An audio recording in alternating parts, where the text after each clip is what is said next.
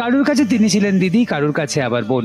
আজ রাখির দিন তাকে স্মরণ করতে রাখি হাতেই মানববন্ধন করলো কলকাতা মেডিকেল কলেজ হাসপাতাল। তবে রঙিন নয় এই রাখি, রং কালো। জুনিয়র ডাক্তারদের দাবি রাখি বন্ধনের মাধ্যমেই নিহত চিকিৎসকের প্রতি তাদের শ্রদ্ধা নিবেদন। কলকাতার এই ঘটনার পর কেটে গিয়েছে 11 দিন।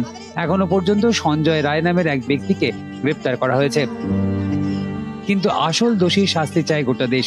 বিভিন্ন কোণ থেকে সেই দাবি উঠছে। এরই মধ্যে ঘটনা তদন্ত শুরু করেছে কেন্দ্রীয় তদন্তকারী সংস্থা সিবিআই।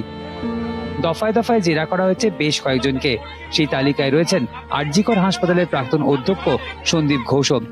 রবিবারের পর সোমবারও নির্যাতিতার বাড়িতে যায় সিবিআইয়ের একটি দল। সেই ঘটনাকে রুটিন ভিজিট বলে দাবি করা হয়েছে। এদিন প্রতিবাদের ঝড় কলকাতাতে। পথে নামে ডাক্তারদের সংগঠন। এরই মধ্যে কুণাল সরকার এবং সুবর্ণ গোস্বামীকে লালবাজারে তলব করা হয়েছে।